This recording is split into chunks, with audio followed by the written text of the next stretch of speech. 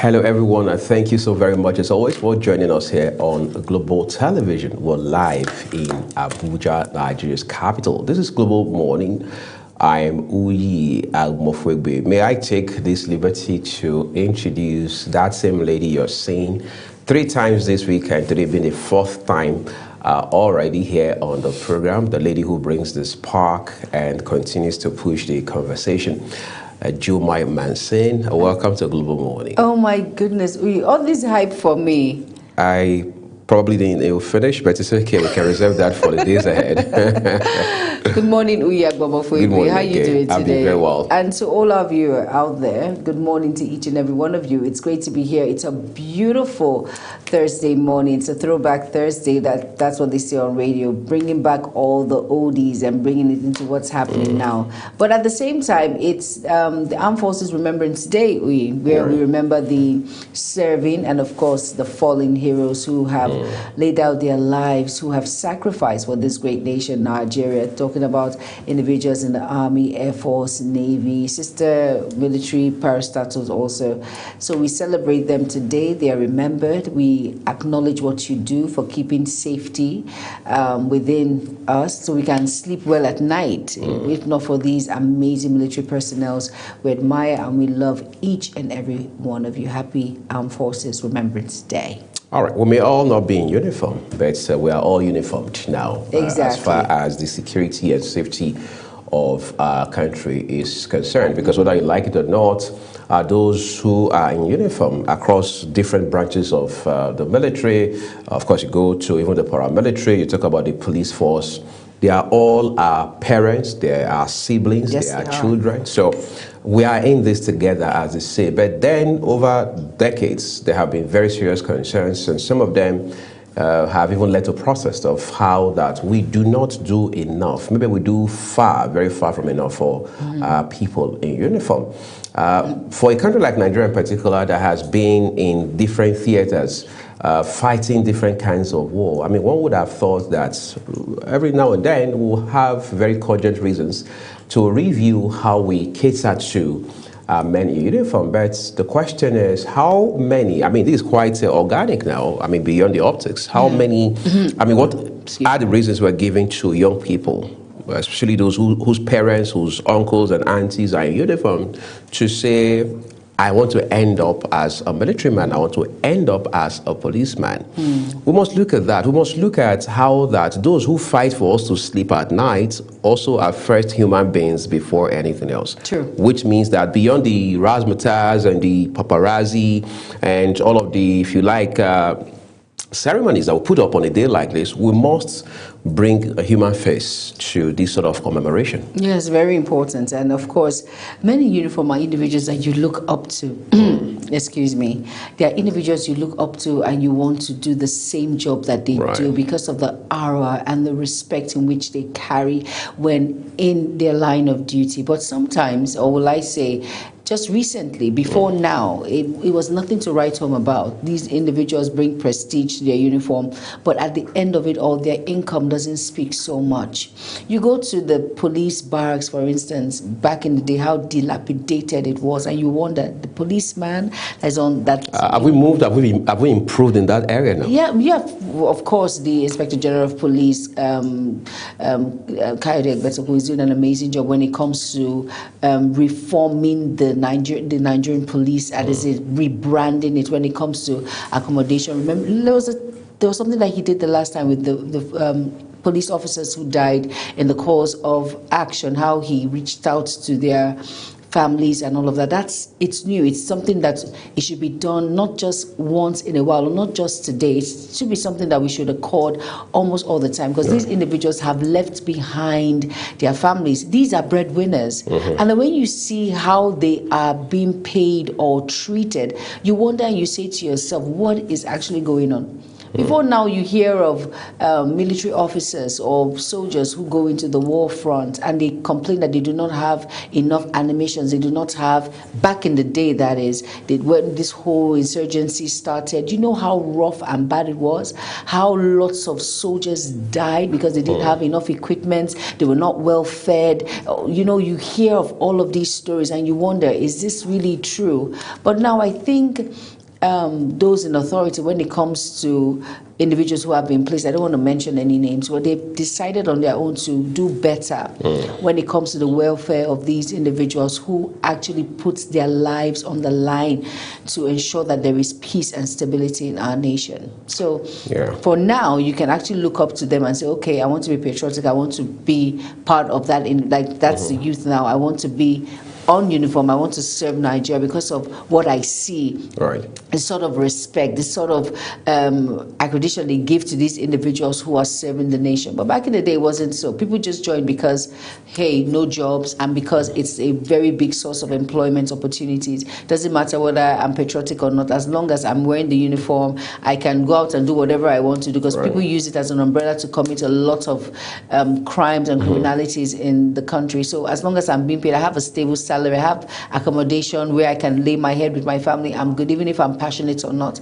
But it doesn't make any difference. It doesn't make any difference as long as I'm paid. But now it's a whole new game, and I think people now look inwardly to see how to, even if the serving officer or soldier is unalive, to see what succor they can give to their families to know that, hey, they served, you're not alone, we're together in this, and then your well-being and children's well-being is well taken care of. You know, the thing, Juma, really is how we think about leadership within these institutions where you have men and women in uniform, right?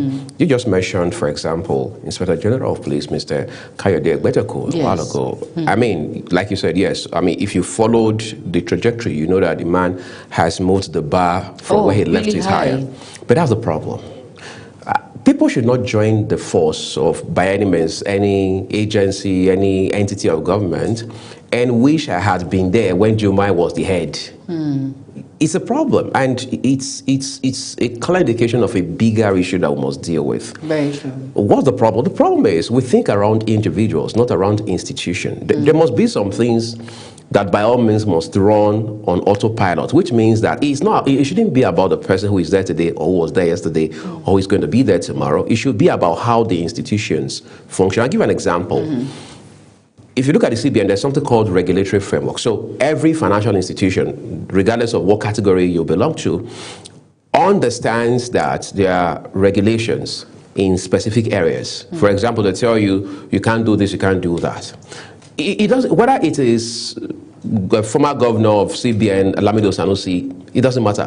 Whether it is the current one, Yemi Cardoso, it doesn't matter. Whether I was Godwin Emefiele, it doesn't matter. So we must think in terms of institutional reforms. What happens, for example, if the person taken over from Mr. Egbetokun now, for whatever reason, does not advance or further these reforms? Exactly, that's the problem. We have seen that with governors across states. We've seen that with presidents in our lifetime. I mean, if you go to my state now, for example, you will see that some things the former governor had done, right or wrong, have been abandoned. You will see that there was also that same scenario before the former governor, before that governor, before that governor. So it's a pattern that has been sustained. And in basic psychology, they say that it is one thing to have a problem. It's another thing to have a problem that has a pattern to it. For example, you say in this family, people don't, if you like, exceed this level in academics or in their career or even in age, life expectancy and things like that.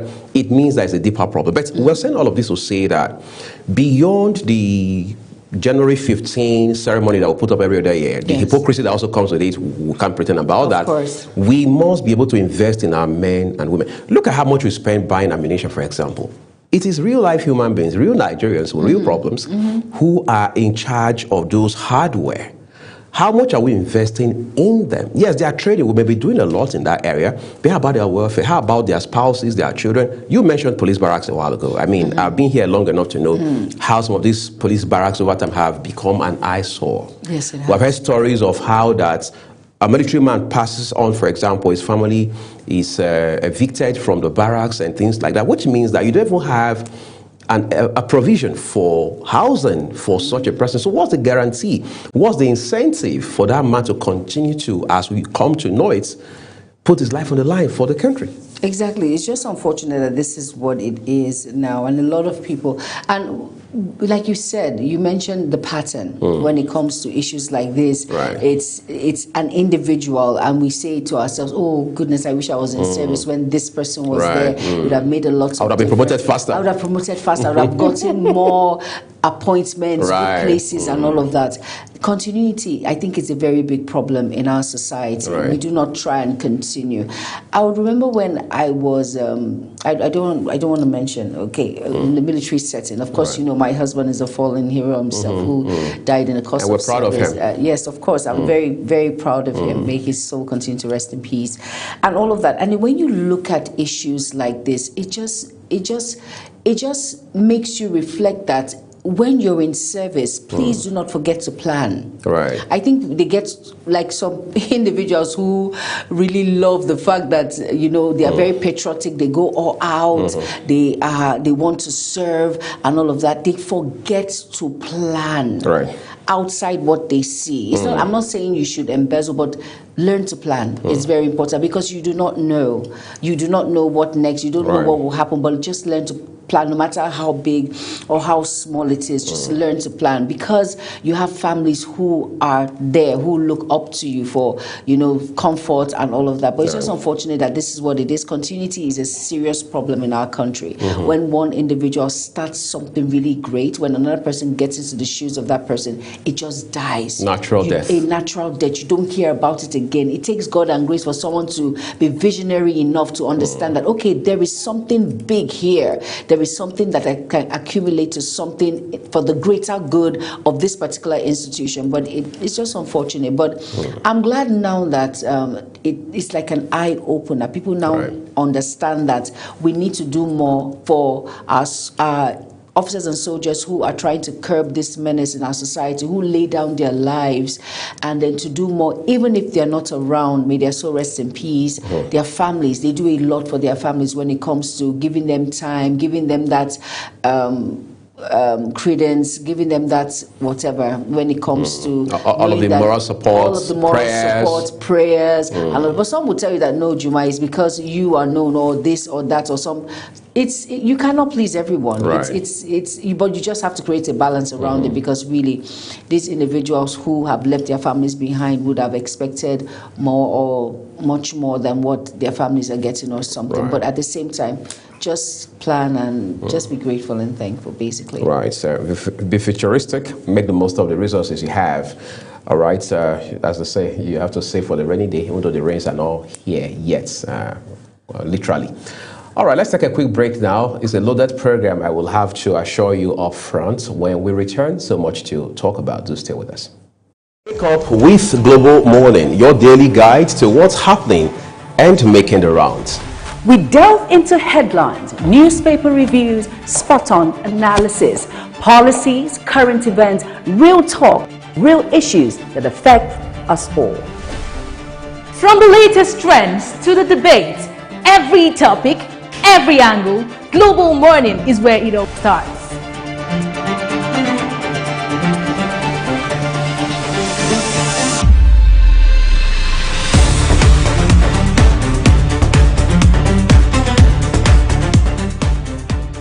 Global Morning, For the latest issues, always on point. watch Global Morning Monday to Friday at 7 a.m. Saturday and Sunday at 8 a.m. on Global Television.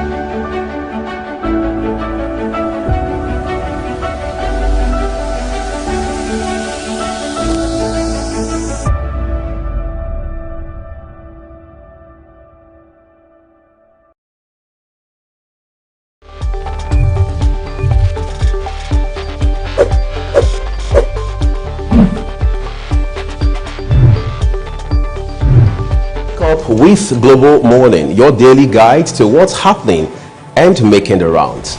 We delve into headlines, newspaper reviews, spot-on analysis, policies, current events, real talk, real issues that affect us all. From the latest trends to the debates, every topic, every angle, Global Morning is where it all starts.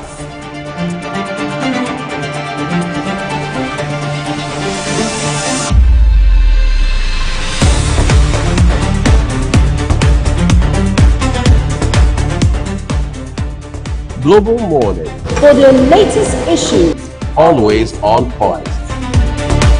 watch Global Morning Monday to Friday at 7 a.m., Saturday and Sunday at 8 a.m.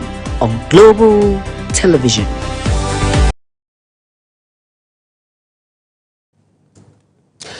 Some good news on the horizon. We understand that the federal government and the Academic Staff Union of Universities ASUU have now signed a pact, and ultimately it is aimed at ensuring that never again, as I say, affliction shall not return the second time. But the whole idea, quite frankly, is to help address the teething problems that have always led to industrial action within our tertiary education space. Of course, 2009 caught me in the web. You have people before that who had also been victims. I mean, these ASUU strikes have been here for a very long time. Perhaps what the Tinubu government is now saying is, look, we can't continue to do the same thing, especially doing it the wrong way and expect to get a different result. So can we not man up? Can we not find the courage to see how we can address this issue head on? And for the first time in a very long time, it appears to use Jomai's term, there's light at the end of the tunnel now in our university system. Exactly. You had also been a victim of strike actions. Of course, right? Of course. But at the same time, I always say, there's light at the end of the tunnel, and I'm sure the needful is being done right which is now. very important. You know, it wasn't that easy. It was very annoying being in school for a very long period of time, and that's why most Nigerians prefer for us close as Ghana or Cotonou, they prefer their kids to go to school there if they cannot afford outside the shores of African countries. But you know, I think there's more balance now. It's not as bad as it was back in the day. But if the needful is not done to these individuals in this institution, that's ASUU, NASU, we might go toll on that same walk again. But at least the most important thing is the needful is being done, and hopefully all is well. Hopefully all is well. Of course, that's what we'll look forward to, because education on all levels is very important. However, the university system in this country has been beating black and blue. Well, you can also say blue and black, but it's the same thing. But now it appears that healing is coming, at least gradually, and we hope we're able to sustain it over time. Oh, yes. So that we don't, again, return to what we have seen with the 2009 agreement, because that's the basis for where we are today, exactly. 17 years down the line. All right, let's not make it all bad news. Here is Ramsey Enoch Agbo with Inspirational for you. Wake up with Global Morning, your daily guide to what's happening and making the rounds. We delve into headlines, newspaper reviews, spot-on analysis, policies, current events, real talk, real issues that affect us all. From the latest trends to the debates, every topic, every angle, Global Morning is where it all starts.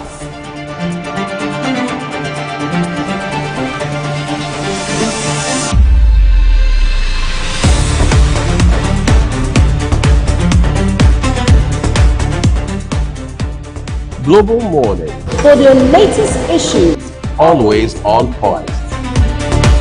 watch Global Morning Monday to Friday at 7 a.m., Saturday and Sunday at 8 a.m.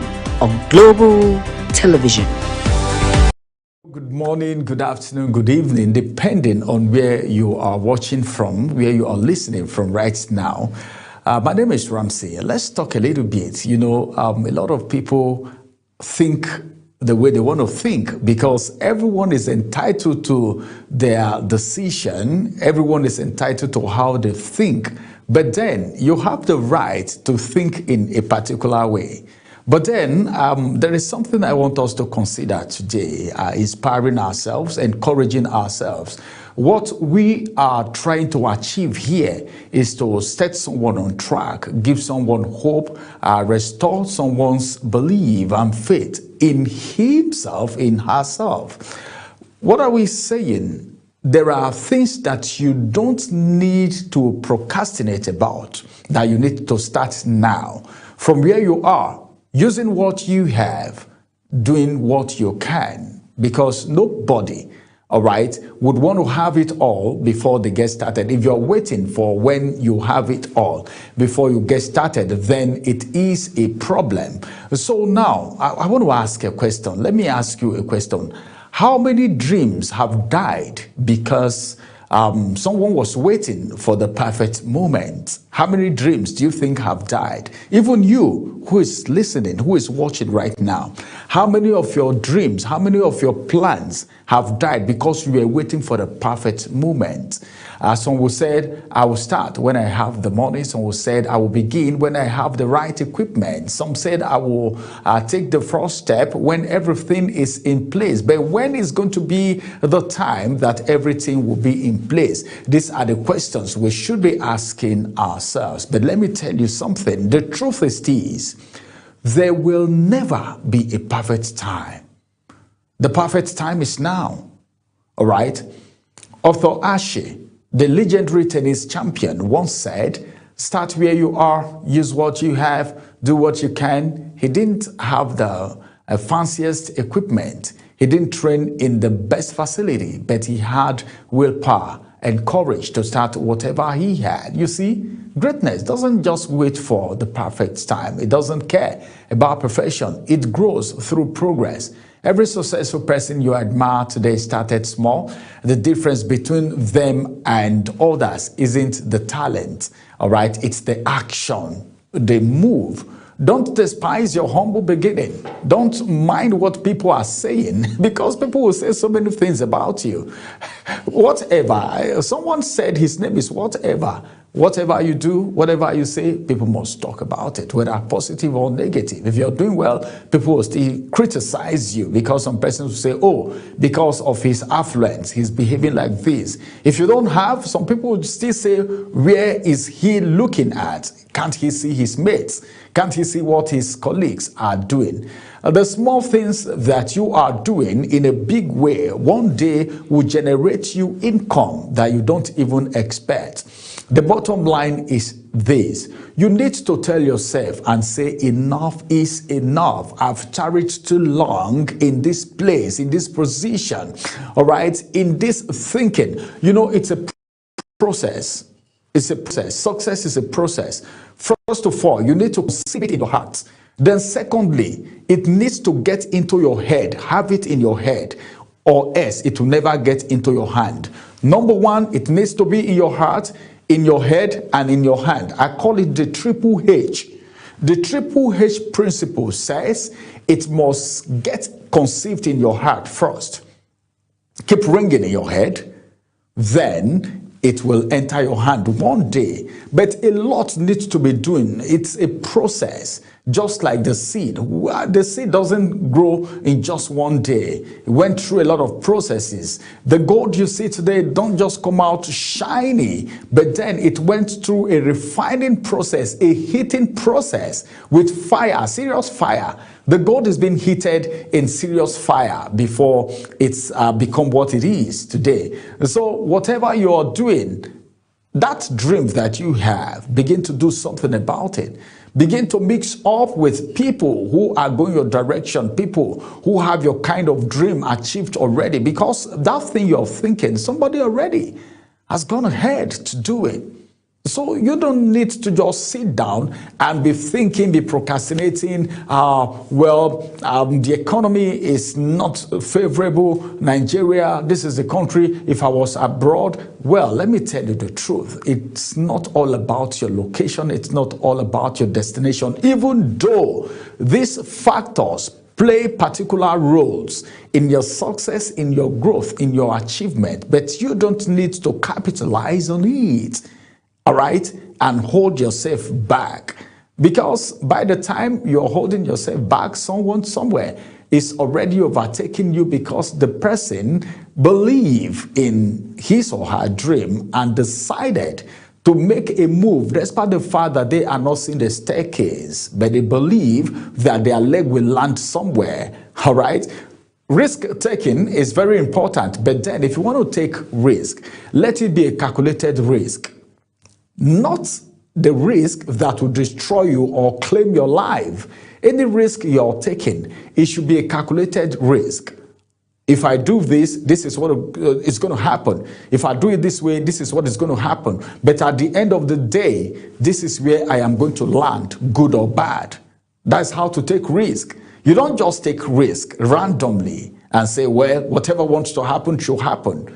You should know that this thing that I want to do is two ways. It's either it happens this way or it happens the other way. But those two ways should be something that you should be able to survive, not that kind of risk that will end you in jail. Then that dream is already dead on arrival. That vision is dead on arrival. So if you want to take risk in as much as risk taking is part of the game, you need to be calculative. You need to put your sense together. All right. And you just need to know that every expert was once a beginner. Everyone started from somewhere and they are where they are today. It's so beautiful talking with you. It's so nice talking with you in this aspect. A lot of people tell themselves, this is what I want to do. They start and they stop halfway. Some persons start and one thing comes up and they abandon that and rush on the other thing.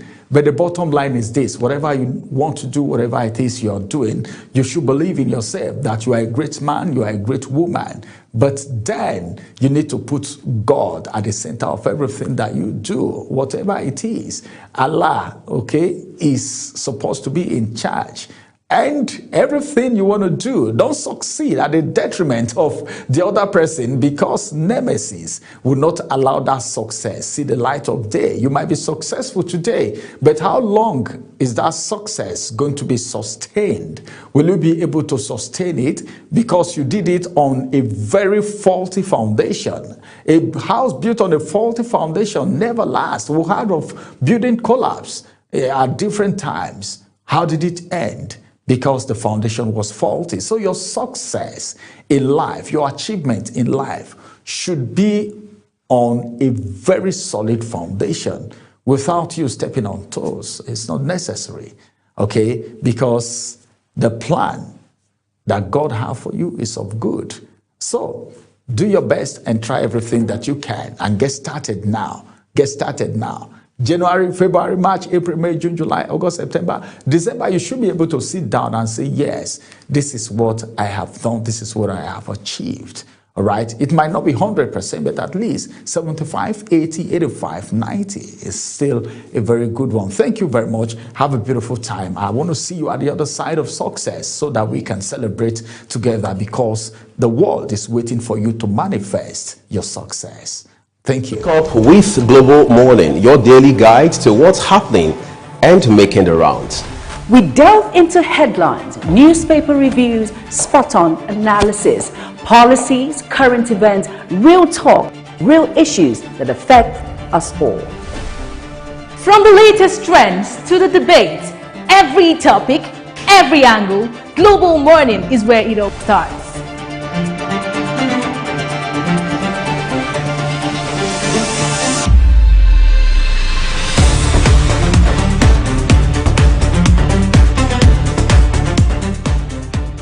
Global Morning, For the latest issues, always on point. Watch Global Morning Monday to Friday at 7 a.m. Saturday and Sunday at 8 a.m. on Global Television.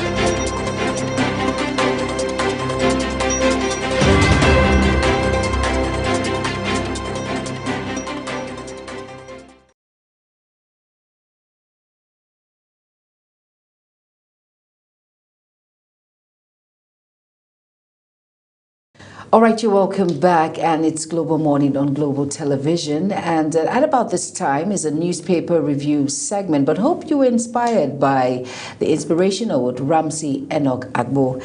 And on the top of the paper now, we have the Guardian newspaper, and we'll start with below the nameplate of the Guardian newspaper. It says professors to earn extra 1.8 million naira yearly in new FG ASU pack, and that read you will find on page 3. And on page 3 on the same newspaper, it says Dangote assures Nigerians of price stability, listing of refinery stocks. And on page 4 on The Guardian, it says Nigeria's oil production falters as FG sets terms for bid round licenses. And on the star story of the Guardian newspaper, which is page 6, it says here, ambassadors absent, depreciation exposed federal government's $9 million lobbying in the U.S. And that's on page 6. And now at the foot of the paper on page 28, it says, ex-SSG alleges Castina LG budget 300 million naira to pay bandits. Okay, very disturbing. Very, very disturbing at about this point. And on page 7, it says, Falana demands immediate release of Edo protesters. And on page 6, it says, cracks emerge as more Rivers lawmakers push back on Fubara's impeachment. And on page 15 of the Guardian newspaper, it says, concerns as 10 MDA's budget 24 billion naira for software this year. And still on the Guardian newspaper, at the foot of the paper on page 5, it says, Tinubu Mark NPAN, columnists mourn News Watch co-founder Mohammed. And on page 28 of the Guardian newspaper, it reads, TUC demands immediate withdrawal of no work, no pay directive for health workers. And that's on page 28. And those are the major headlines making the rounds on the Guardian newspaper. Go ahead and get yourself a copy to be well abreast with issues making round. The next, we have This Day. Over to you now. All right, let's take a look at This Day for you. We'll begin with the one just above the name masts of it. There it says NUPRC prospective bidders meet a sale of 50 oil blocks progresses. Is quite an interesting process, but one that has begun as it stands right now. You've got a few riders, at least 4 of them, with that headline. Federal government ASU reach fresh agreement to stabilize tertiary education. Again, you can read up those riders there. Leading us to the star headline, friend of a thief is a thief. Musa warns Gumi, others sympathizing with terrorists. All right, it's taking a new turn now. Apparently, that headline also has 3 riders with it. That is on This Day newspaper. Please, we urge you, as always, to take the time and read up details for yourself as we move to the Punch newspaper. All right, now the Punch newspaper giving us some very punchy headlines now. And it says above the nameplate, it says FG ASU unveil agreements to end strikes. Okay, that's a step in the right direction. If you want to read more, you have to glance through page 8 of the Punch. And on page 30, it reads, 2025 AFCON, Eagles crash out on penalties to Morocco. That's on page 30 there. I'll ask, did you watch football yesterday? I didn't have the nerve to watch. Besides, Right. I'm not so big. I'm not particularly big on soccer. I guess I was a bit nervous. I was a bit tensed. I'd heard so many things from pundits as to the forecast of the match outcome. Exactly. So I was just waiting to hear that we had won, but I woke up different this morning. Yeah, I did. Unfortunately, so we didn't win that match. So, Right. but I hear I'm not a football enthusiast. We know you. You know me, right?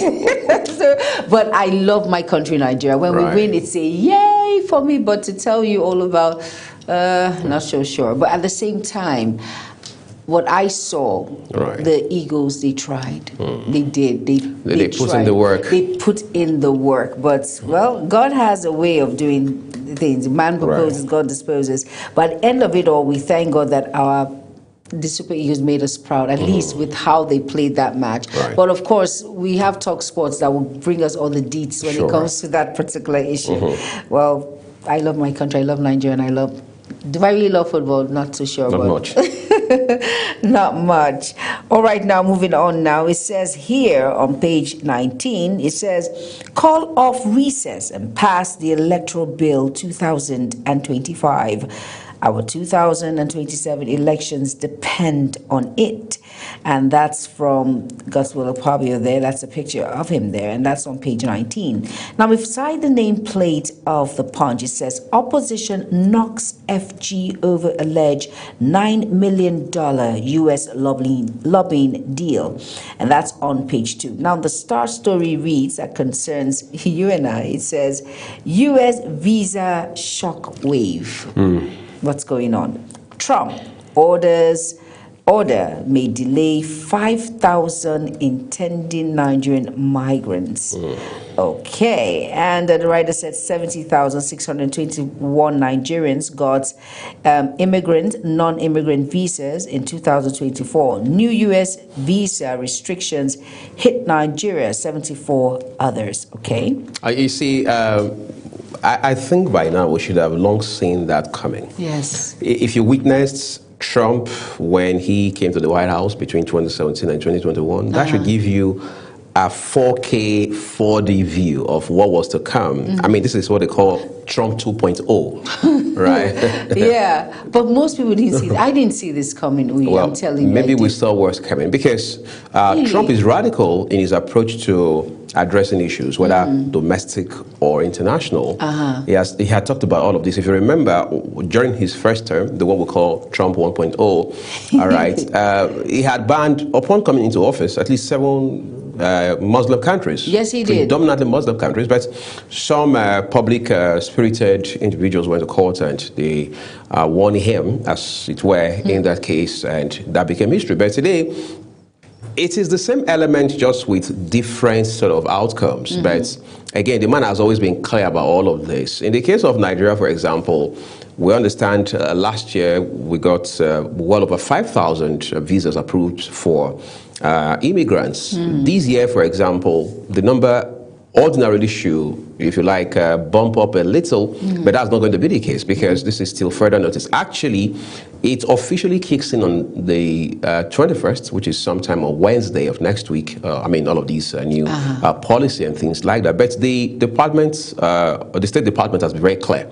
as to what it wants to achieve. And even the U.S. Authorities in Nigeria have put out a notice to this effect, saying that, look, if your goal is to come to the U.S., you've got to look elsewhere. And they've been very clear, too, as to the categories of visa that have been or will be impacted by this new policy move. Very true. But when you look at all of this dispassionately, without emotions and sentiments and biases, are we not supposed to be asking ourselves already, Chumai, what do we do to better improve the things we do here? I mean, look at in 24, for example, the number of people who came into the U.S.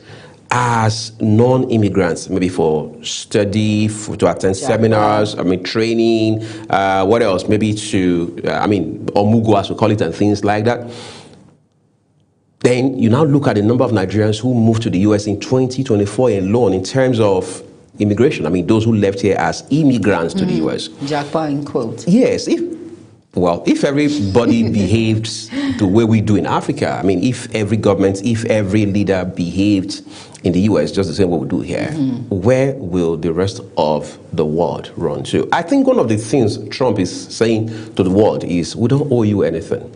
They don't. No, we don't owe you anything. Because even look at Brazil, that is within the same, if you like, continental America. They've been impacted by this. This same ban applies to them. Like we read in the news now, it is Nigeria and 74 other countries. So we must, for whatever it's worth, find a way, at least to some extent, to adopt the Singapore model of saying, look, we've got to, for want of better words, take our destinies in our own hands. That's what all the 54 nations sitting on this continent of Africa must do going forward. And you know what? It's an eye-opener, like you said. It shows that our leaders must look within now on how to better our country so that our youths will not, quote and unquote, become immigrants, or will I say jackpot like we always know it. And that is, it's an eye-opener. It's just that I don't know why we're not seeing it, how we can improve on ourselves, how we can improve on the mineral resources in which we have, how we can do better, make life easy and simple for individuals.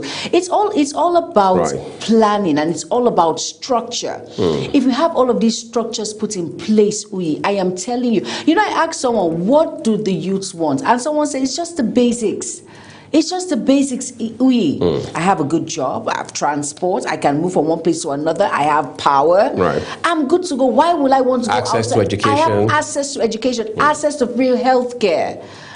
I can travel as late as I want, and that I know that there are no security issues. Why will I want to leave?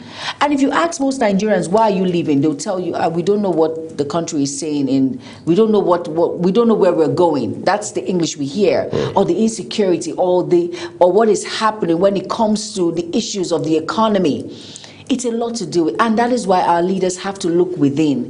These countries who are big on what they have, they started and implemented structures in place with their minerals, and it will go a long way. So this embarrassment of the international waters telling us we are banned from coming to the country, or we have this particular, it's embarrassing. I don't know about you. It's really embarrassing. And for Nigerians, we have pride. And when these things come into place, I do not understand. I think we should make the most of what we have to better our country so that individuals will not make us a mediocrity. It's unfortunate, really. Very, very unfortunate. Very unfortunate. The show needs to go on. So we look at, you are looking at the Punch for us. Yes, okay. At the foot of the Punch newspaper, before we got very emotional there, it says FG banks fintechs to remit VAT on service fees, and that you will find on page 9. Now, on page 4 and 5 of the Punch newspaper, it says Lagos dispatch rider bags 7-year jail term for trafficking tramadol. And of course, we spoke about drugs and substance abuse with one of the NDLEA directors yesterday, who was here, Mr. Ibrahim Jibrin, who came and gave quite revealing. Very revealing, and you hear about all of these things, how to nip this menace in the bud when it comes to drugs and substance. Very unfortunate incident. And it says NPAN, NGE, mourn New Watch co-founder Mohammed, and that you will find on page 8. Now, these are all the major headlines on the Punch newspaper with some very punchy news headlines. Go out and get yourself a copy of the Punch to be well abreast with issues making round. Next, we have the Daily Trust. Top right corner of the front page, new tax laws will help North generate more revenue. That's according to Arewa think tank. Details on page 32. Federal government approves 40% pay rise for lecturers, 1.7 million naira extra for professors annually. We're going somewhere, hopefully. And then the Star headline tells us 60 years after Sardauna, Balewa, Akintola. So what's happening now? You would be told on pages 3, 4, 5, and 6 of today's issue of the Daily Trust newspaper. Federal government pauses on tax laws guidelines, cites uncertainty. Genocide claim, pushback over federal government's 12.8 billion naira US lobby deal. Again, Kwankwaso sets conditions for return to APC. The man says two things must happen. First, there must be clarity and specifications as to what happens to political structures in Kano State, where he has his court following the Kwankwasia movement. Second, he says that his loyalists must be taken care of. There must be clarity as well as to how will their interests be protected. So I think the ball is right now in the front of the APC to decide whether they want engineer Kwankwaso to join them or not. But his conditions are now in the public. And he also has, it's interesting in Kano right now. You have the governor who is being rumored now to be on the verge of defecting to the APC. Meanwhile, we understand in the meeting that held yesterday, the deputy governor was there with the NNPP leader talking about Rabiu Kwankwaso and all of that. It's going to get really interesting. Now, you know what they say about Kano politics. It is only Kano people that understand their own unique politics. It's only Kano right. people. And Kano is at the very heart of our elections in Nigeria. Yes, it is. And every politician who is worth their salt understands that. Exactly. But let's just see what it brings. Like I said, let's not be too quick to predict what's going to happen. Right. You might just, maybe there are lots of springing of surprises that we're yet to see.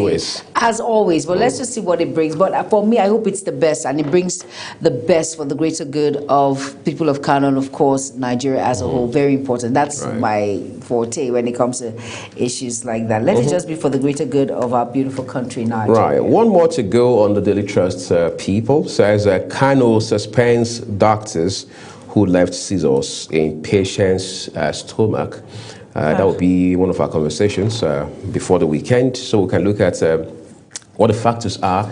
Is it gross professional misconduct, ethical, if you like, shortcoming, or what have you? But again, read up details on page 30 of the Daily Trust newspaper, as well as details of the other headlines this morning. Next is the Nation newspaper. All right, now we have the Nation newspaper, and we'll start with page 2. And it says, Dangote refinery expansion begins, listing on NGX mid-year. And we have NGC appoints Oyewole as Supreme Court Justice, and that's on page 4. And the writer reads, 2 justices retired. And on page 29 on The Nation, it says, New Watch co-founder Mohammed dies at 75. May his soul rest in peace. And it says here, U.S. pauses immigrant visa processing for Nigeria, Ghana, 73 others. And the Star story reads on The Nation, it says, old church bombing. I stepped over bodies in search of missing son, says witness. And that's on page 5. Very unfortunate and sad incident there.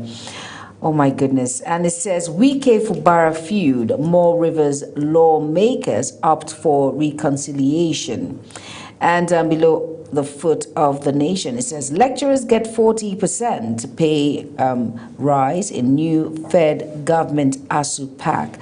All right, now, and that's on page 15. And it says here, Bago, we will bomb bandits in Niger Forest within 2 months. And that's on page 4. And that's all about it on the Nation newspaper. Those are the headlines. So go out and get yourself a copy and be well abreast. And next is the Daily Sun. All right, so quickly, the Daily Sun here says, just on the nameplate, federal government, ASU ends 16 years reefed, writer tells us, sign renegotiated agreements to strengthen tertiary education. Page 26 is where you'll find those details, all right? Then there's the Star headline with Kika 2027 election. Bishop Kuka Dogara Musa tipped as possible Tinubu's VP. Let the political maneuvering begin.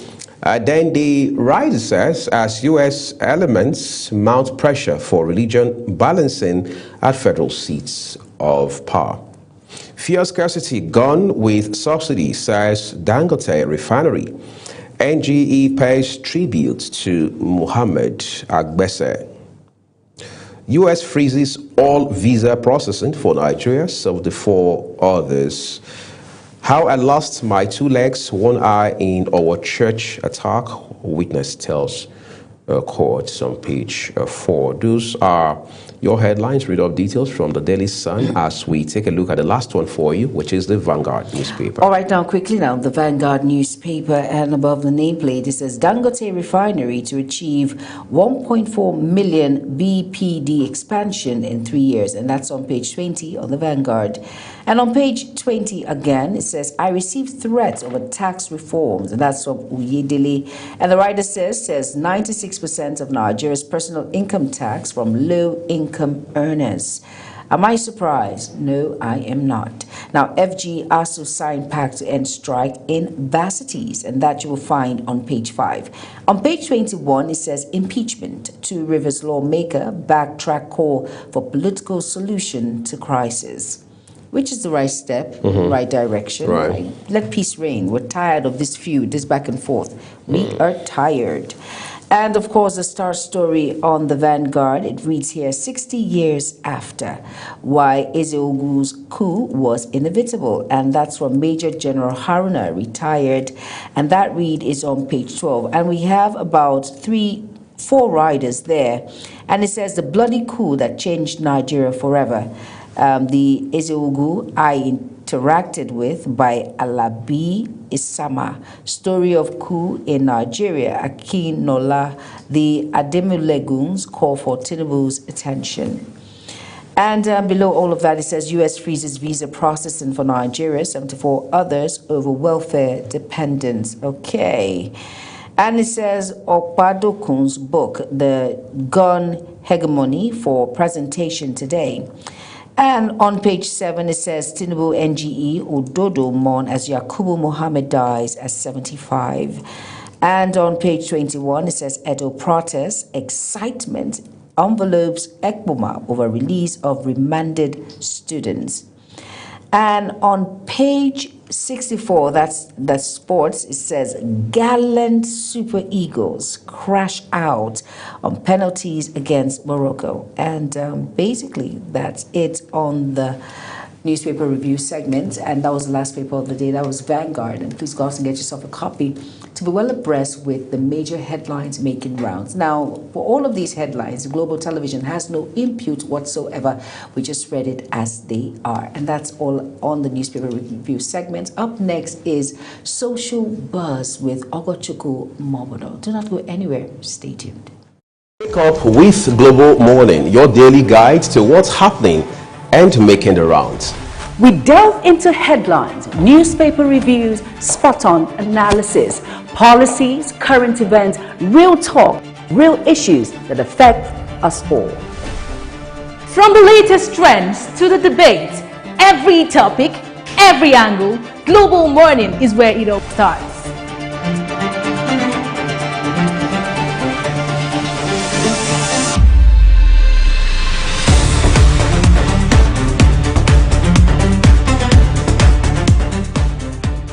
Global Morning, For the latest issues, always on point. Watch Global Morning Monday to Friday, 7 a.m. Saturday and Sunday at 8 a.m. on Global Television.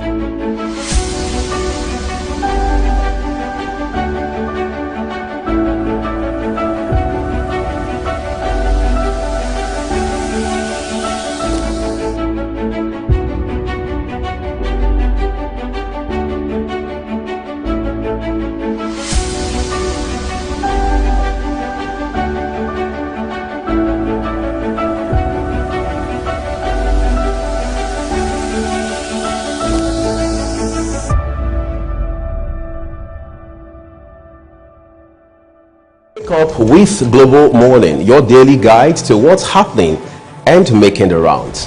We delve into headlines, newspaper reviews, spot-on analysis, policies, current events, real talk, real issues that affect us all. From the latest trends to the debate, every topic, every angle, Global Morning is where it all starts.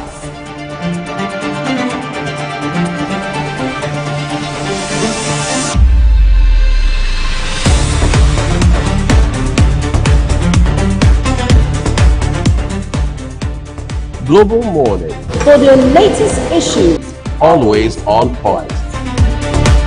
Watch Global Morning Monday to Friday at 7 a.m. Saturday and Sunday at 8 a.m. on Global Television. Good morning, the Global Morning crew, and good morning to you, our viewers. I am Ogochukwu Mobno. We're about to look at what's trending on social media, and the latest one, aside the AFCON match of yesterday, which we will not be going into, is that a wife has killed her husband and side chick in Delta State. A yet-to-be-identified housewife, a native of Isoko in Delta State, has been arrested for killing her husband and his side chick in Iwere, Ovie area of Ogeli North local government area of Delta State. The aggrieved wife, who is currently being detained at the Ogeli area command, macheted her husband in the head multiple times before going berserk and killing the husband's side chick and injured another. A community member told Vanguard that the mother of two killed her husband because of his extramarital affairs with another woman. The woman has been accusing her husband of having extramarital affairs with another unidentified woman that she killed same day. Fed up with her husband's infidelity on that fateful day, the husband came back home drunk, and on entering the house, the wife welcomed him by dealing multiple machete cuts to his head, from which he died instantly. Not satisfied with her quest for more blood, a female neighbor who tried to intervene by stopping her got what she didn't expect, as her jaw was slit with machete and currently receiving treatment in the hospital. Again, she went to her husband's side chick's house, and on entering her house that is within the same area, she used a hammer to bust her head. A woman who heard the noise from her neighbor's house narrowly escaped being attacked in the process, and it was her alarm that attracted people that led to the suspect's area. The Delta State Police Public Relations Officer, Edafe Bryce, is yet to comment on this development. All right, let's take our comments quickly from social media as regards this. And the first comment is coming from Jency Skincare, Nigeria. And Jency says, zero excuse for this behavior, but if you can't stay faithful, don't get married and promise your partner monogamy at the altar. Then if you get married and realize you can't control your organ, come out from the marriage. If you also too hot-tempered to do this, no enter marriage. This message is to both genders. All right. The next one is from Netes Place Salon, and this person says, why not just walk away instead of having someone's blood on your hands? The last but not the least comment is coming from Chief Executive Lifestyle, and this person says, everyone is wrong except the innocent kids whose lives have drastically been altered. All right, that's all the comments we have for you today on Social Buzz on this particular issue, but I'm not alone. We have to talk about it, and I have with me Uyi Agbomofuegbe in the studio. Good morning, Uyi. Good morning, Ogochukwu. I really hate to say I'm depressed and downcast, but what can I do? What's making you depressed, if I may ask? Well, you just read that story. Okay. I wish I wasn't on the show. I mean, in the course of that, but we have to confront it head on. Okay. So as it is right now, you are the married one here, and without a hammer.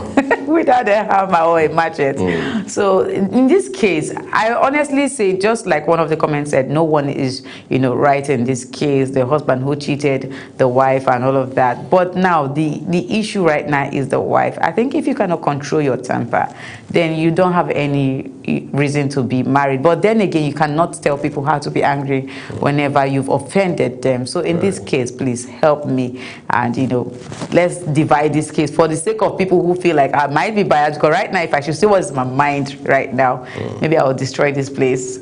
Okay, so it's a good thing you don't say it. We don't want this place destroyed. But quite frankly, this is a human angle story, sad as it is. First, you're asking yourself, what is a married man's business with another woman? Okay. We have to also attend to that first. What led to that? Is there justification for it? Of course, the answer is no. When people divorce, most times, we all say a lot of things, especially in this day and age of social media where everybody is, a cyber in-law. Everybody is advising, even people who have not got into relationships at all are advising married people what they should have done, what they shouldn't do. So it's quite challenging. But I think those who wear the shoe know exactly where it pinches and how it pinches, right? But you see, in the final analysis, we must all take responsibility for our actions. Now, this woman, if I understand this story very well, has killed 2 people, has hurt a woman, a neighbor for no fault of hers, all right? Children have been left devastated. Assuming they have children together, she would end up in jail once this is established in a competent court of law. That's already a given. But what do we say to the lives of people that have now been shattered, especially the children that they leave behind? This woman, that the man leaves behind, this woman in particular will never remain the same again, even if a judge was to let her off. She can never remain the same. You mentioned, quite frankly, which is obvious, that she now has blood on her hands. So how do you explain that to a man and to the giver of life? Because these are not things you can walk into a store and purchase. So we have to establish that. Like I said, we must take responsibility for our actions. The wrong things can never be excused on the basis of gender or emotions or sentiment. Again, he who wears the shoe knows where it pinches. We must find a way to rein in our emotions. There's nothing wrong with walking away. And this has now also, again, brought to the front burner the conversation around whether or not people should divorce. The options really is in front of us.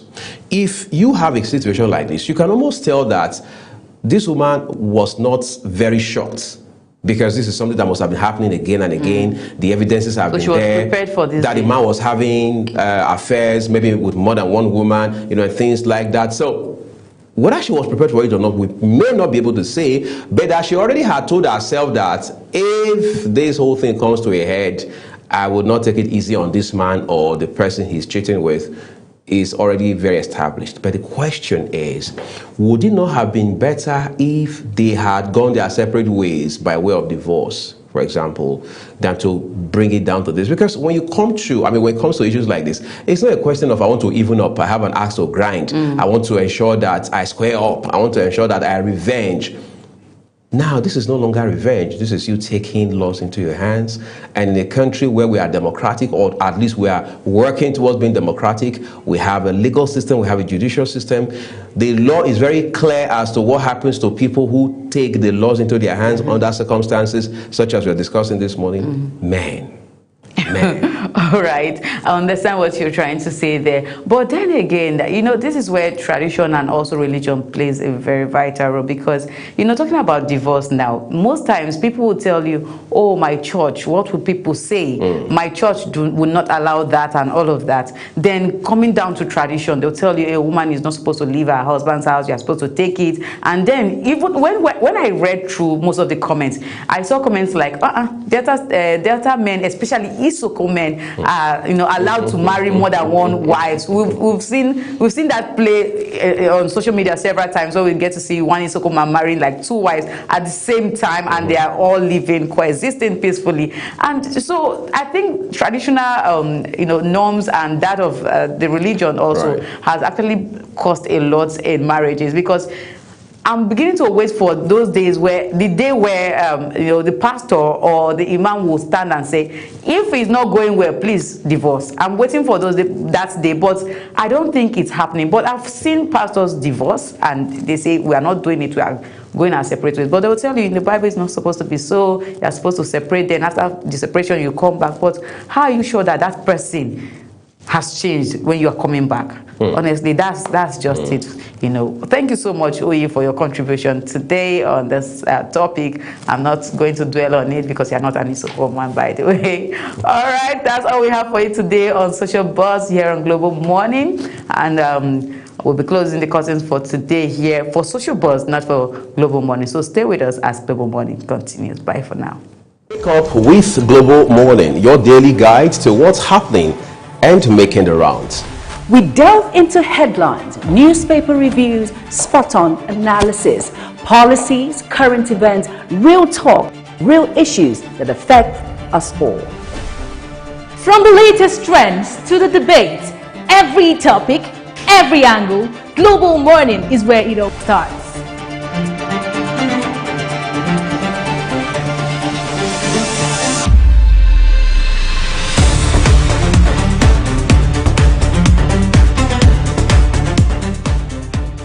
Global Morning, For the latest issues, always on point. Watch Global Morning Monday to Friday at 7 a.m.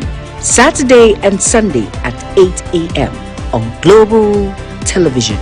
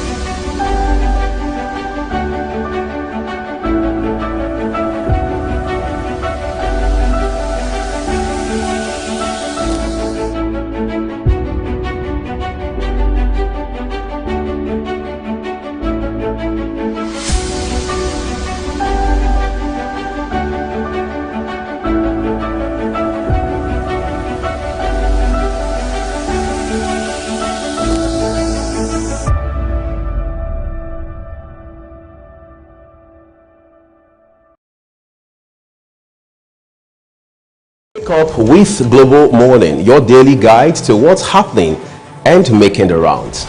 we delve into headlines, newspaper reviews, spot-on analysis, policies, current events, real talk, real issues that affect us all.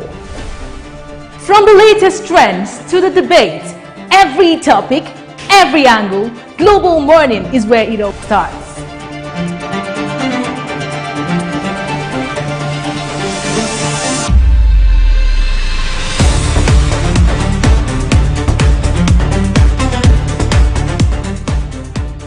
Global Morning, For the latest issues, always on point. Watch Global Morning Monday to Friday at 7 a.m. Saturday and Sunday at 8 a.m. on Global Television.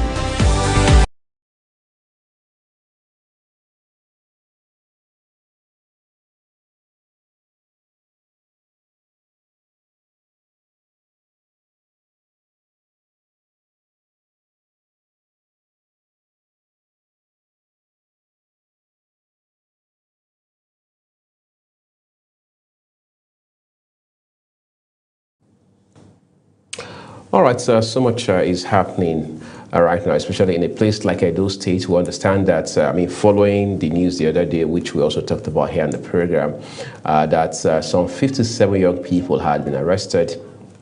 All of them, or at least most of them, who understand students of Ambrose Allen University, EPUMA, have now been released. We understand yesterday EPUMA was agog over the release of these students. Following that arrest, and the question is it now a situation where we can say we have found closure? Because what led to the protests, or those protests in the first instance, was the heightening insecurity in the state, especially in Edo Central, where you have the Esan-speaking people, and they said the focus had been on EPUMA. Apparently, a place that has been a university community for well over 4 decades. But as it stands today, what efforts are in place to ensure that this again does not become a situation of moving from bad to worse? The governor, we understand, intervened in this very instance, and the governor is now saying that, look, there are Nigerians in diaspora who actually sponsored the protest. Is that the case? Well, we'll find out when we return from this break. Please do stay with us. Wake up with Global Morning, your daily guide to what's happening and making the rounds. We delve into headlines, newspaper reviews, spot-on analysis, policies, current events, real talk, real issues that affect us all. From the latest trends to the debate, every topic, every angle, Global Morning is where it all starts.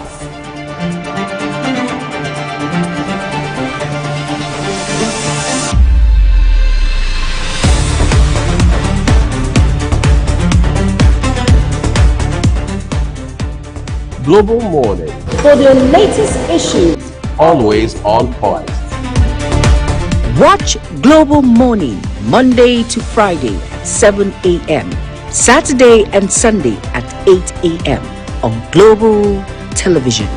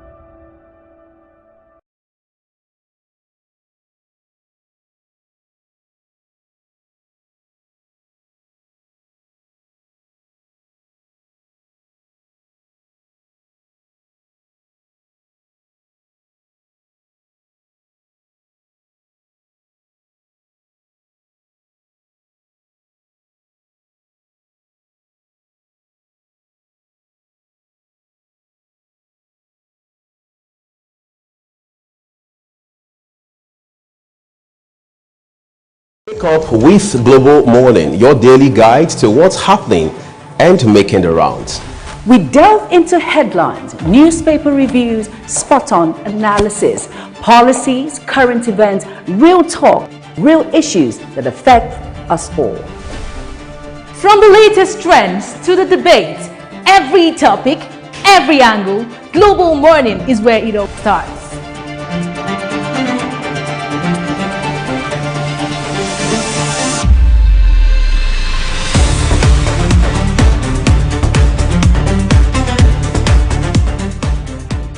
Global Morning, For the latest issues, always on point. Watch Global Morning, Monday to Friday.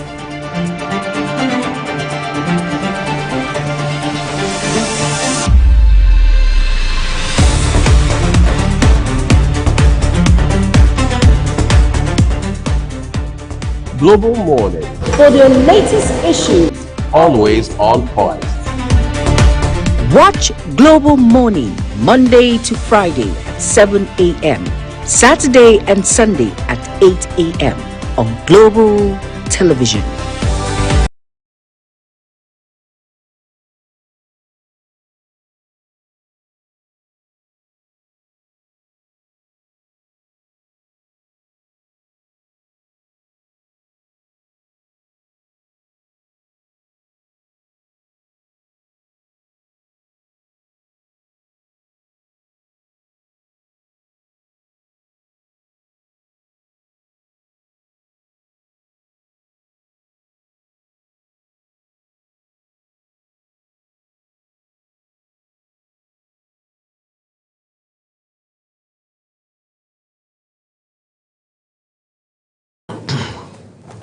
All right, let's get right to it as we turn our attention to Edo State now, where we had seen protests over a course of several days, leading to serious fracas between protesters and security agents. At some points, we understand that several dozens of arrests had also been made. However, by yesterday, following a directive from the governor, those people arrested had all been released. But does that point to the possibility that insecurity, which led to these demonstrations in the first instance, has now been resolved? We'll find out this morning from a member of the All Progressives Congress and someone who himself hails from Edo State, Comrade Haruna Braimo, who is also a public affairs commentator.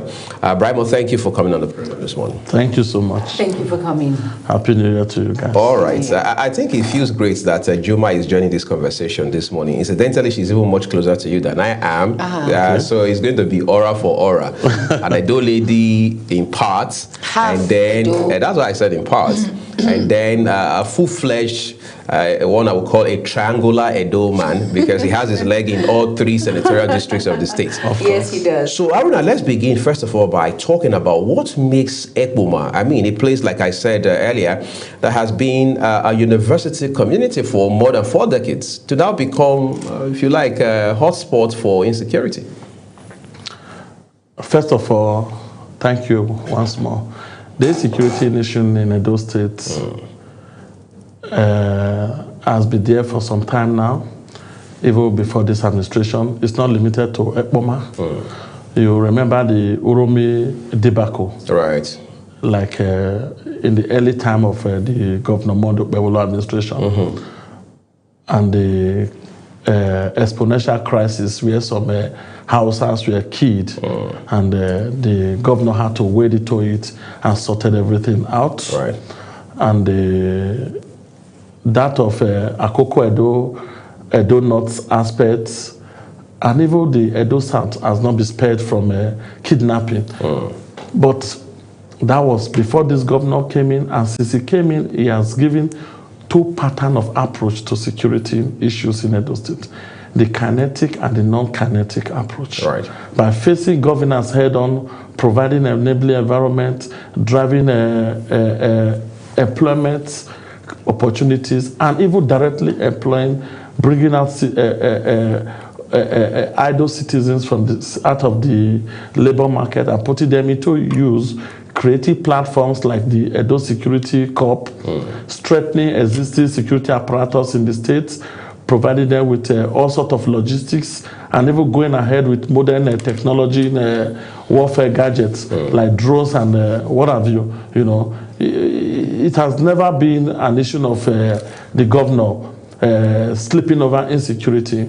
He even created a legal framework, taking a bill to the House of Assembly, where to create a real footage upon which the security issues will be curbed, from stemming from courtesy to kidnapping and evil rituals, and with drastic measures like death penalties, life imprisonment, and also demolitions of property that are traceable to these criminals and their respective harborer, those that harbor them, or even when you house them wherever they are. You know, we've all seen the outcome of these things, and the palpable insecurity that eroded is swearing in has reduced. We cannot deny that fact across. A lot of criminals and kidnappers have been neutralized. At a go, even on this program, I told you of how the comb operation was carried out in Edo North across Okbela, Akoko, Edo, and Auchi, as it's more than 72.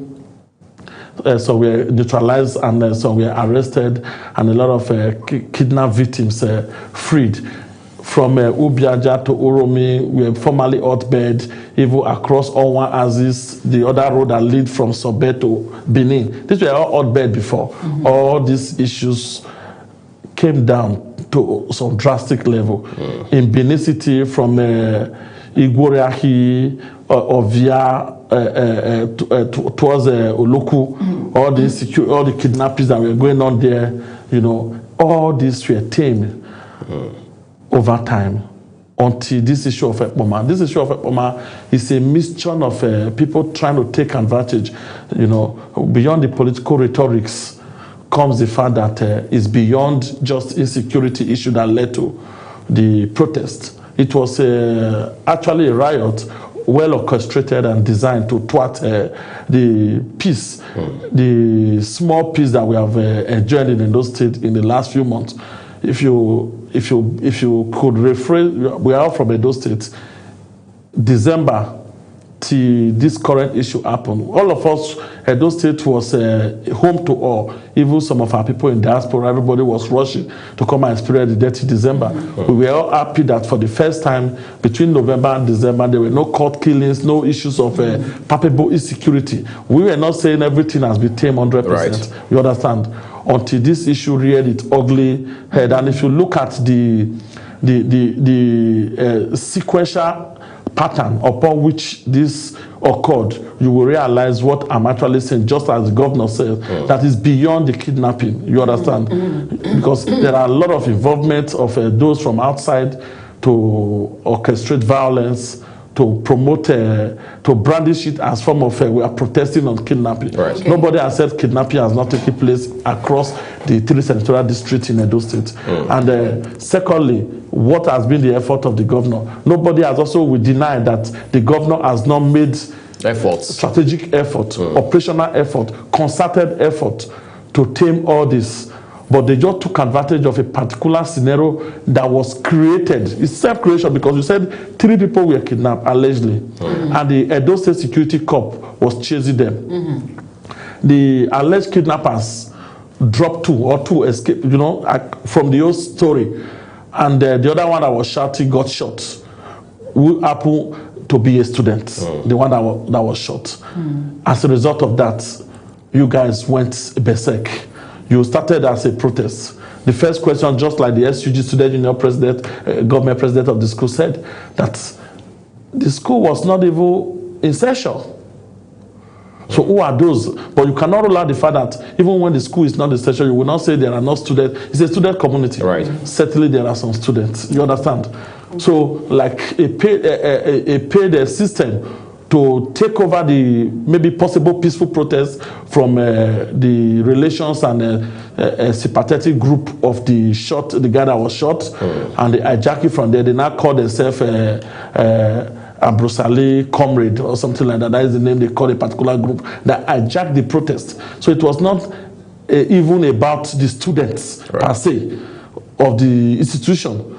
It's about a particular group that they call themselves Abusale Comrade. Like yesterday, the names of all the arrested persons were being released and their age. You see 40-something years old there. What is he doing as a student at the age of 40-something? You see 35 years, you see 38, you see 37, you know, you begin to question. But that is why the governor said they should also screen them. He did not release all of them. He did not give order for all of them to be released. Rather, about 38 were released because they have to profile them, screen them to know those that are real students. And those who are culpable.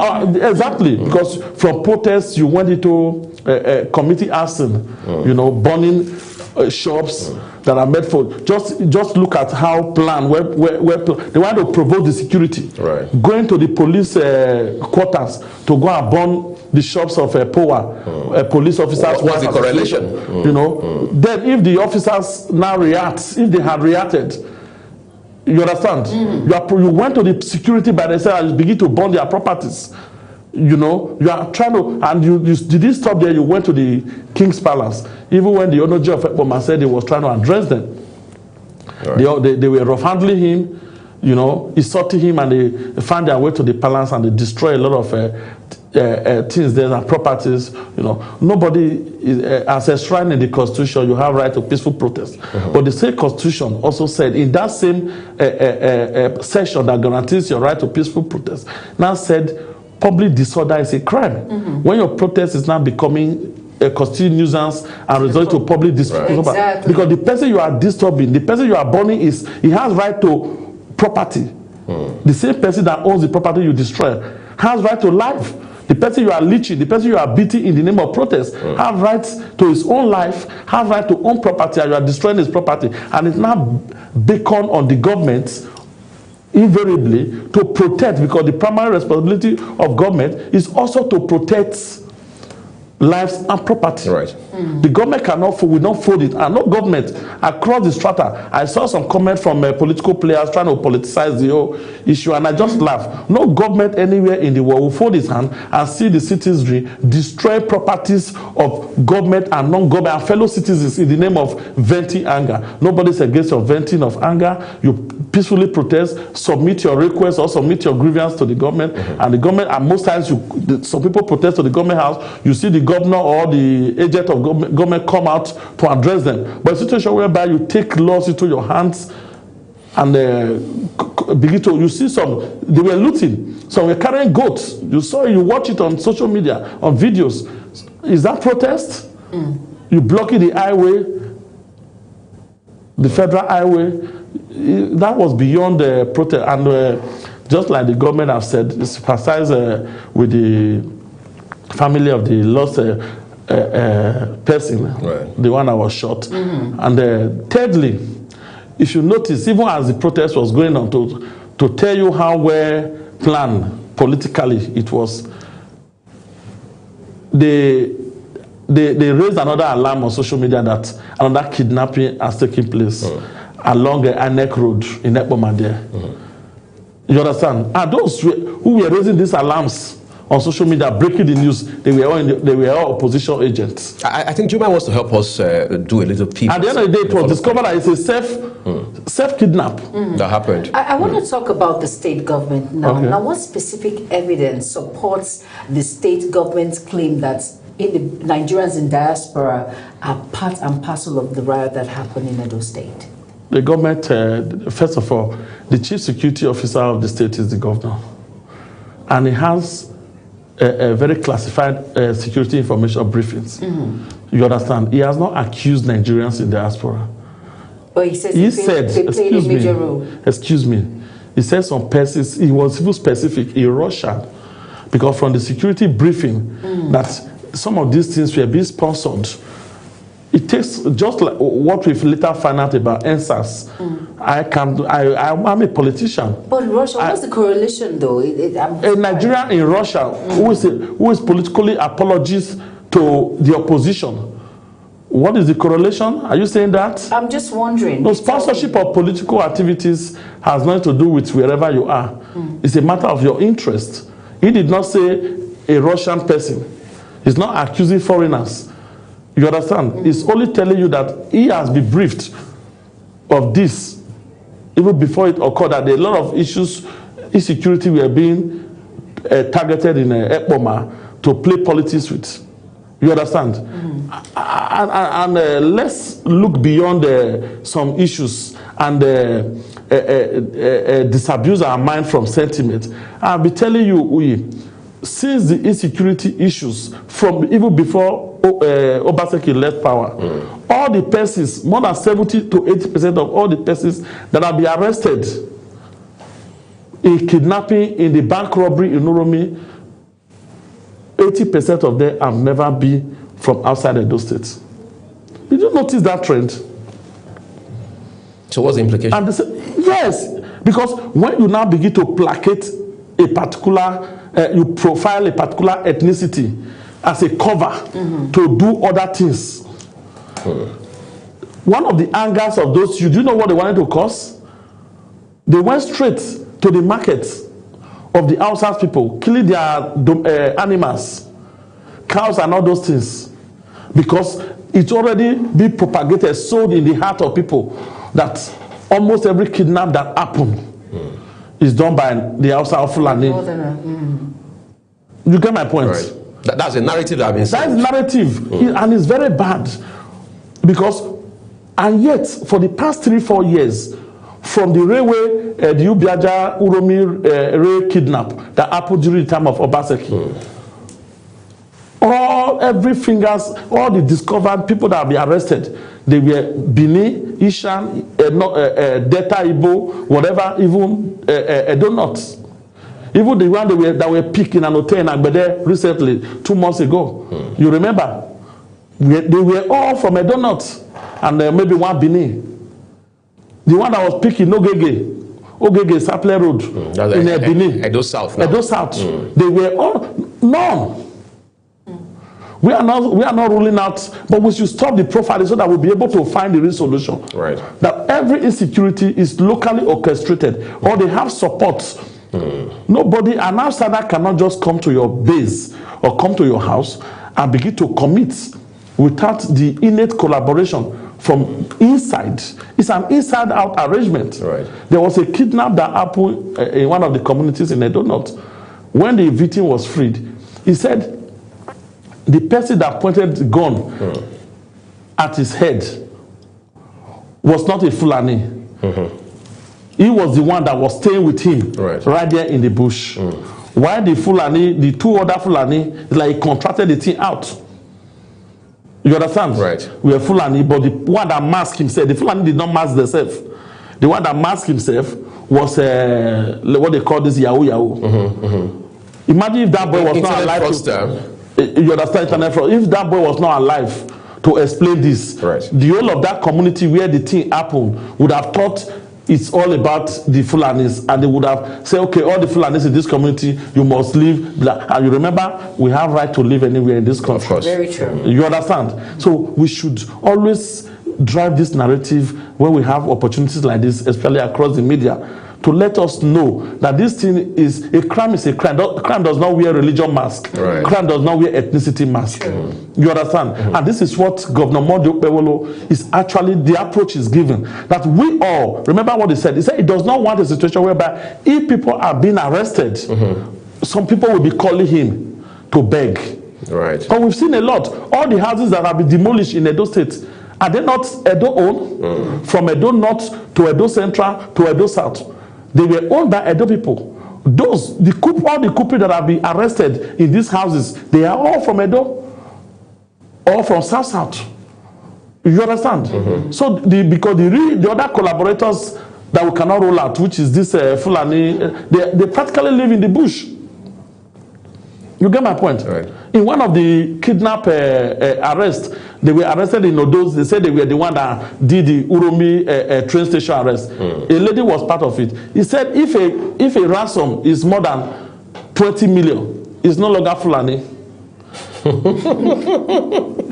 That's an interesting way to categorize it. Kidnappers get 10 to 20 million, they move to the next bush, another location. Right. You understand? But when the fee increase, know that there is local collaborators because the Fulani will not take what belongs to them. You need to settle. Even the one that was arrested in Nogege recently, I will send you the video. It's an Edo guy. He said they have up to those who we kidnap, we hand over to another set who will negotiate. Those who will negotiate different from who will keep the victim. Very unfortunate. So it's quite a chain of operations. Exactly. You understand? And this is how the government has been. Imagine the government is combing the bush to pick out the Fulani element of this kidnap syndicate. Meanwhile, those driving the technological part of the crime, those planning it, those pointing out a possible victim that this man is rich, he has money, they are not Fulanis. They live with us. They see your activities, both online and offline. They see your doings, in quotes, what they say in the local palace. Right. You understand? And they are the one that will now report your doings. So until we also fight it from that aspect. So that's why I said the government is opening up the states for economic growth. As we speak now, if Edo State was not safe, Presco will not be committing a further $100 million. If Edo State was not, if we think, that is Edo South, if we think Presco committing $100 million is a fluke, right now it's a breaking news that in Ogbetwa in Ososo, in Akoko Edo local government, Edo North now, Boa Cement is building another about 2 to 3 million metric tons of cement factory directly there. That's a lot. That is a lot. Can you invest in an environment that is not secured? So you are trying to say essentially that, I mean, these things don't look as bad as exactly. Especially this EPOMA issue is more political. Even there are some things we cannot say on air. There are some arrests that have been made. People that are even people, they are one way or the other, they are affiliated to the government. Right. But the investigation is still ongoing to profile them very well, because some of these investigations are linked. Right.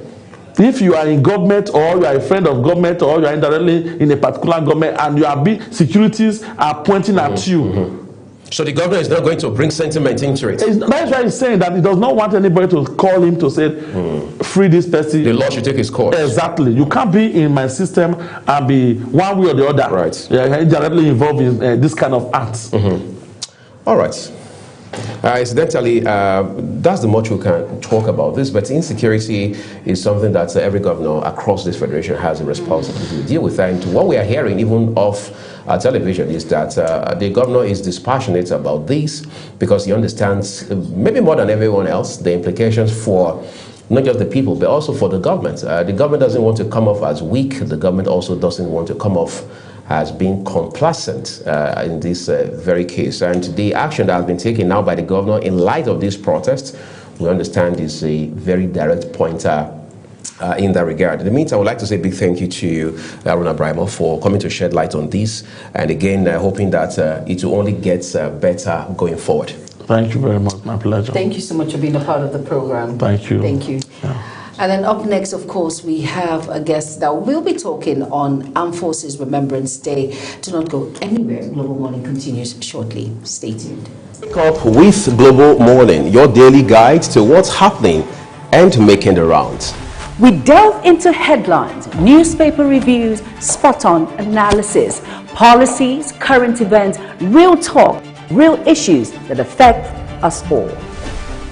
From the latest trends to the debate, every topic, every angle, Global Morning is where it all starts.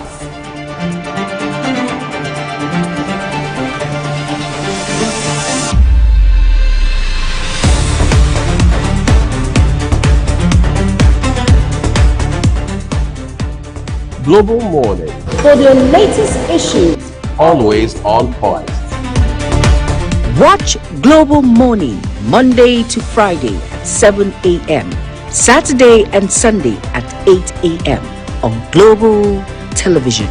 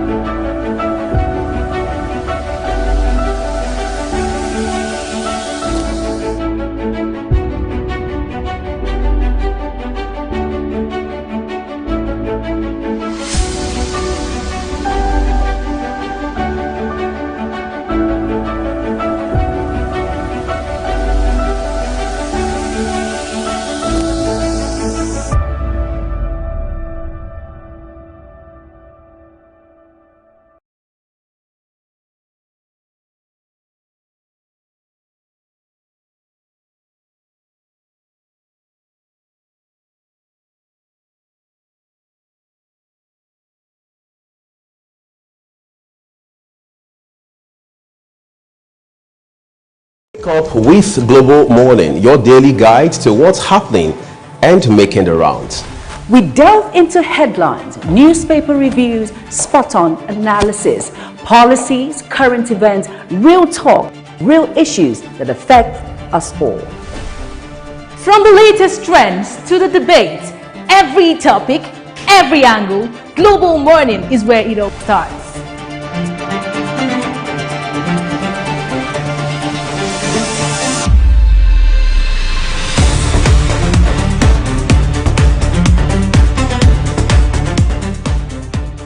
Global Morning, For the latest issues, always on point.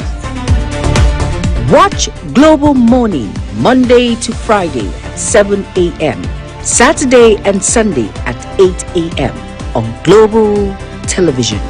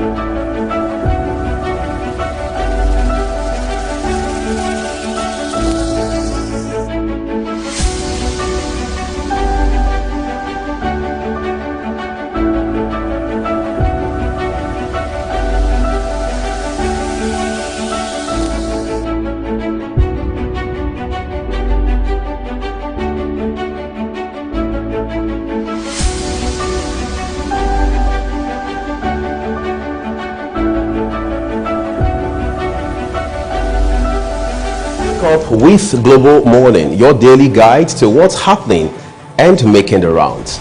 we delve into headlines, newspaper reviews, spot-on analysis, policies, current events, real talk, real issues that affect us all. From the latest trends to the debate, every topic, every angle, Global Morning is where it all starts.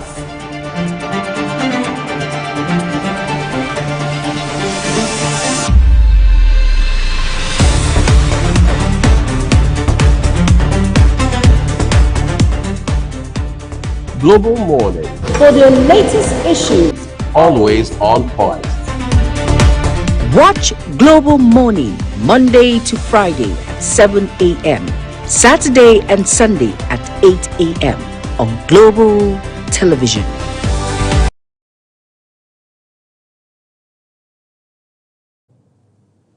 All right, you're welcome back, and it's Global Morning on Global Television. And today is all about Armed Forces Remembrance Day, remembering our foreign and, of course, our fallen and, of course, our serving heroes. And, of course, these individuals have played a major part when it comes to peace and security in our country. They have sleepless nights, and we can actually sleep with our two eyes closed. Today, in remembering our fallen heroes, I have a special guest. He is no other person than Major General Cecil Esekayigbe, and of course, retired. And he is, at this point, he is a PhD and security consultant. And we'll be delving into remembering the Nigerian Armed Forces today, our fallen heroes, remembering them today. And I'm not doing it alone. I have Uyi with me side by side to run through this with our guest on the program. Good morning, sir. Are you here?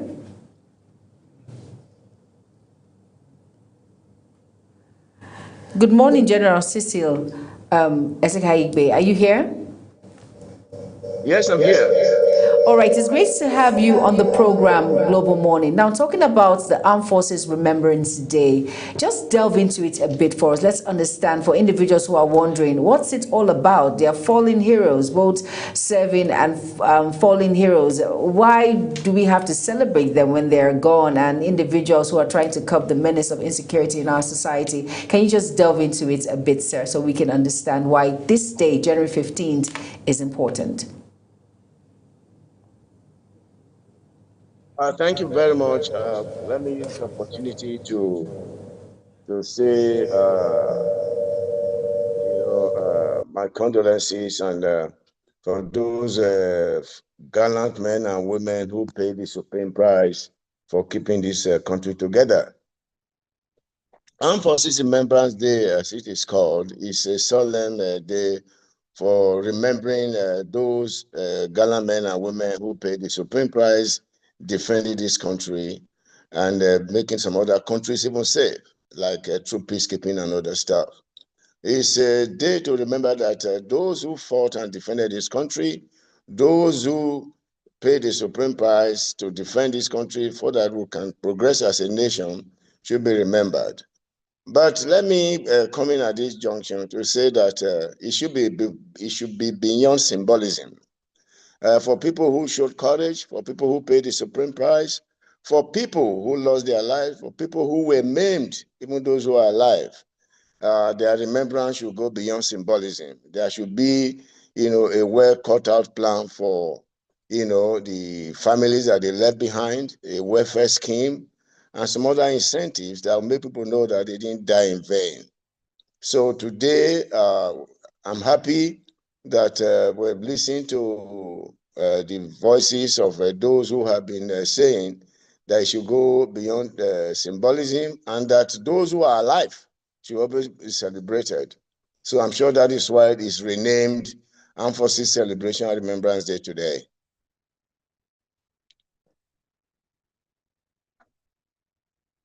Thoughts that you're sharing with us, but can we look at what has changed the last couple of decades in terms of welfare for men and women in uniform? I mean, repeatedly now, you have obviously made allusion to the fact that as a country and as a government, we must now move beyond symbolism so we can begin to add substance in ways that are concrete to how we commemorate and celebrate on a day such as these. What are those areas where we are falling short, where we are lagging in terms of what we should be doing as a country for people who have been patriotic enough to literally put their lives on the line for the rest of us?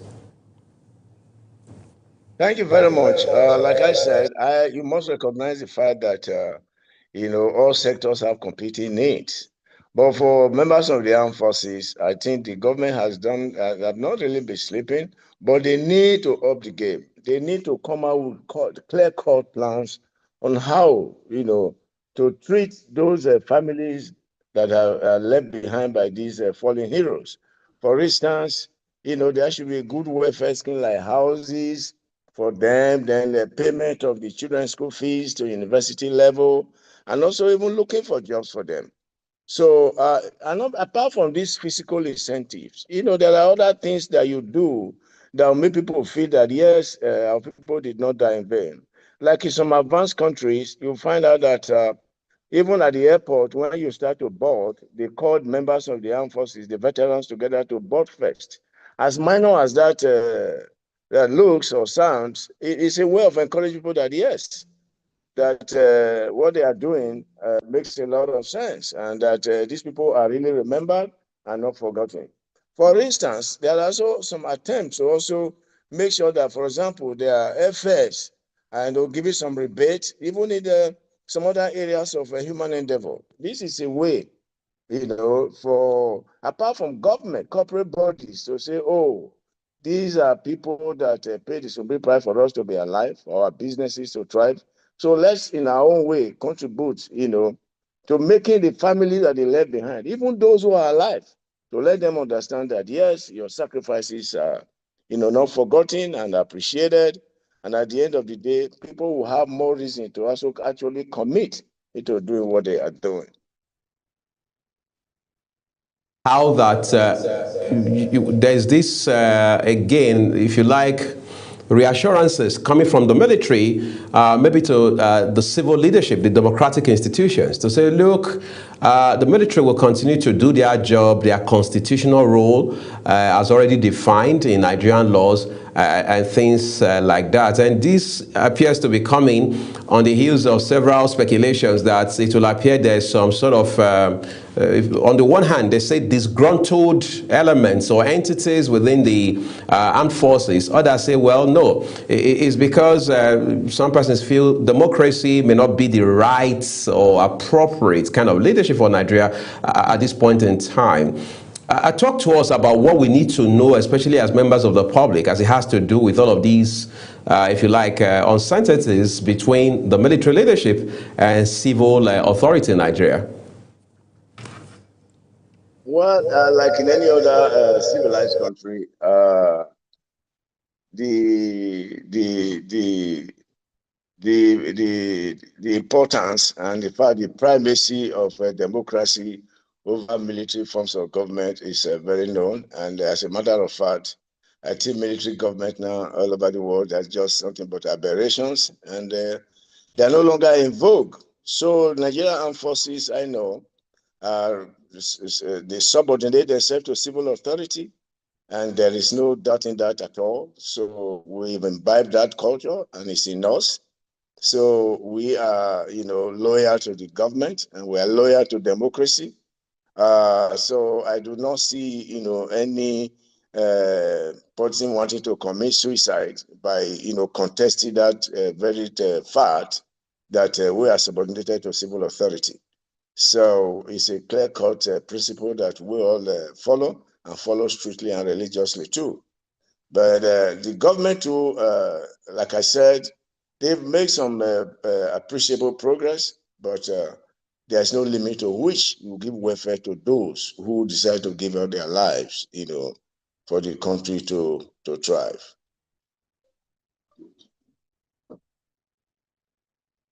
Now, what lessons can young people learn from the Armed Forces Remembrance Day? I was speaking with my colleague, and he said, back in the day, individuals would just want to go into the armed forces because unemployment and all of that due to what they can get on a monthly. But now it's different with welfare being improved and all of that. And Queen C, with Armed Forces Remembrance Day, you said you can remember it shouldn't be a symbol. We should be celebrated almost every single time. Now, what lessons can young persons learn from this and in being patriotic at the same time? Well, even right from time, back in the days, those who joined because maybe lack of job or whatever, you always know them. They always fall by the wayside, because when they discover that it is not a tea party, it's not a place where you actually go after money, they get frustrated out. But if you look at right from, the selection board into the armed forces, the competitive nature and